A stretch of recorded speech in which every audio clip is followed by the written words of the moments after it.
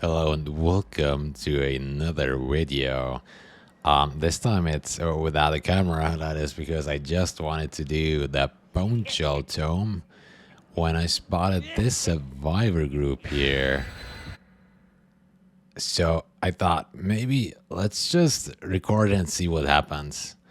I was checking the hours on them. One of them, unfortunately, didn't have them. But check this out, 9,000 hours almost. And this one got, what was it, 6K? And they're just had another tab open. So, yeah, that's 15K hours on 2 survivors alone. The other one was a Pihundo as well. Maybe they were in a group, maybe not. Maybe it was just a coincidence. But let's assume this probably was maybe a 20-hour K game on those survivor sides. Beautiful fast loading screen, and we got disturbed ward. So let's see, I'm actually running the vision build because I wanted to put it to a test, and what better test than 3 survivors that are P-Hundos. They actually started together. Not sure which were all the P-Hundos. The Fang Min certainly was one, and also 1 or 2 of the Nancys. So I thought, okay, let's test it. What do they got here? They definitely are pre-dropping the pallets like really fast. Not trying to go for stunts or more loops than they basically can afford without losing a health state there.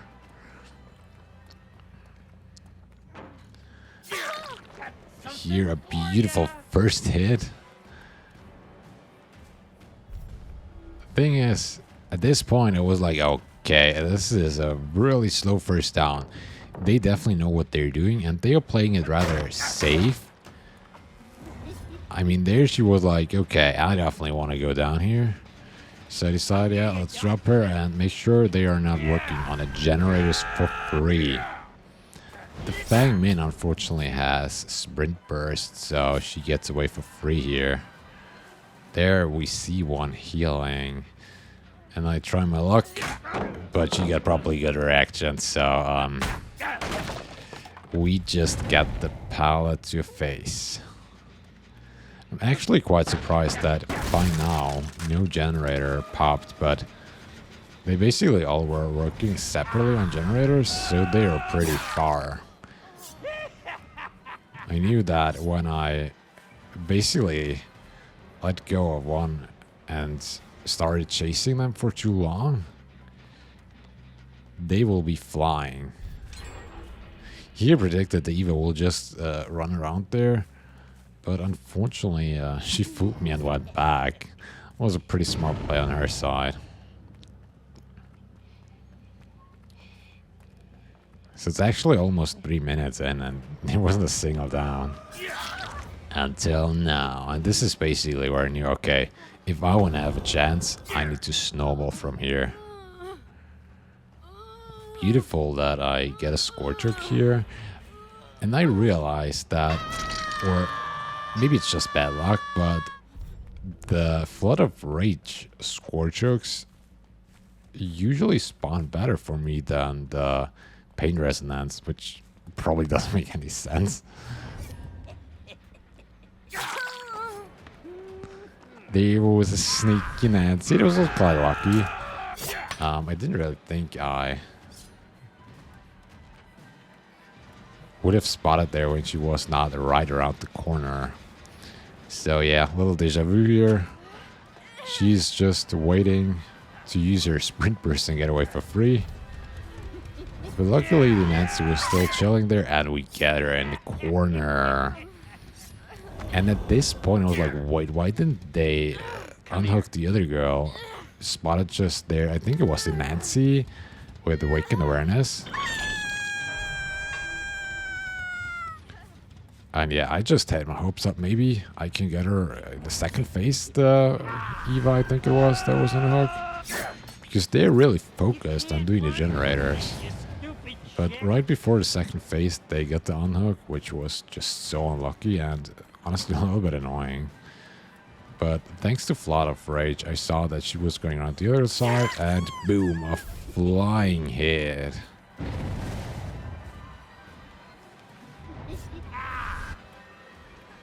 I was just faking the ability a little bit to make her suspicious, and we get her right before the pallet. So the pressure for them definitely is on now. And then we get another Floods of Rage Scorchok. So these Scorchoks are really important on a build because you lose so much vision when you don't do them. And this is basically also the vision that it's really difficult to counter. Like, they can't just go away or closer to you to counter it, like for Awakened Awareness and Barbecue. Yeah, he decided then it's more important to eject the generator than to chase the Nancy away into an area where there were a lot of pallets. And one of them, for whatever reason, was snapping a totem. I mean, which was fine for me. Not certain where the totem spawn here on the inside of the house is, so did figure out, yeah, no really a point of trying to find that person. In the meantime, I think it was the Eva did a sneaky generator while I was busy playing with the other three.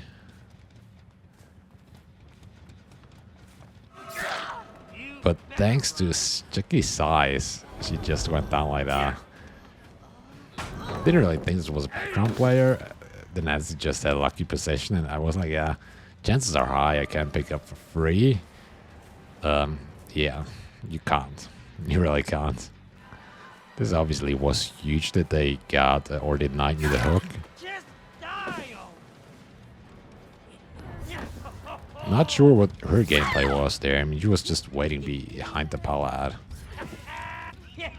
And again, the one survivor that was on the hook didn't get unhooked the whole time. I mean, yeah, I was doing quite a good job on zoning them. But then again, I was pretty far away, so there definitely would have been time to sneak by. Now we get all the information, or less all the information, that we need to get a next down basically instantly.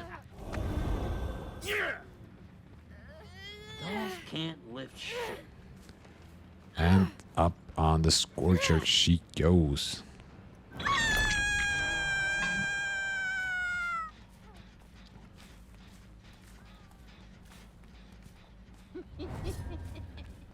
Now it was only two who can do an unhook, and the Fang Min was dead on the hook.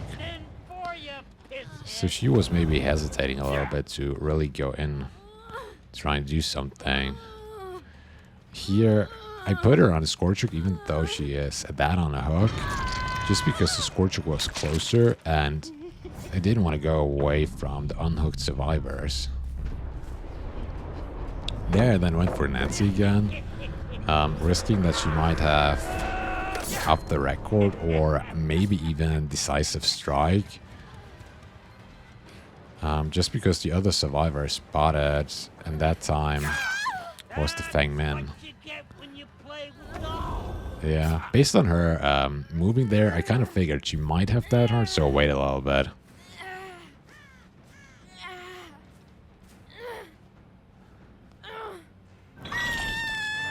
And there goes the second survivor. And at this stage, I was pretty sure, okay, I can definitely get 3 and like this secure the win. Nancy there, she was pretty good at basically trying to deny me the barbecue information, so she definitely noticed that I have barbecue and chill. She just wasn't considering the 2 extra seconds that I get from lethal. Or she miscounted, who knows.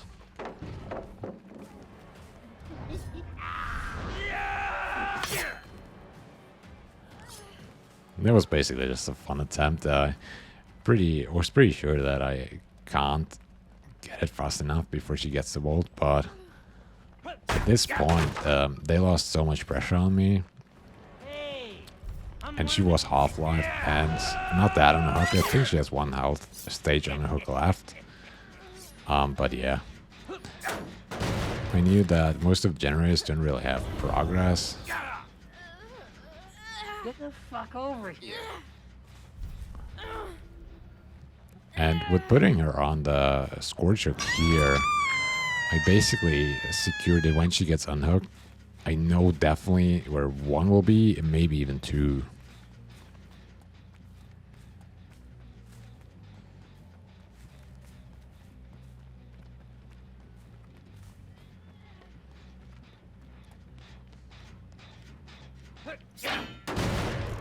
And just like that, the Nancy killed herself on hook. Just want to make sure that they didn't use a hedge spawn offering. And I figured, okay, on that map, more than not, the hedge spawns on the killer shack. So I went there immediately, but couldn't hear anything. But apparently the Fang Min had the same guess. So we get her scratch marks and take up the hint.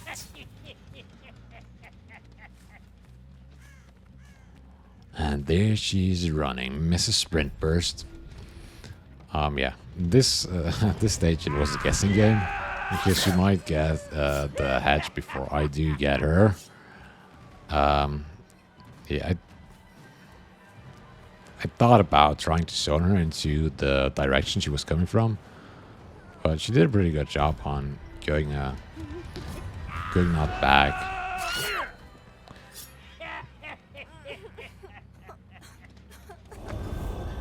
And with that down, we secure the win against the Triple P Hundo Survivor squad.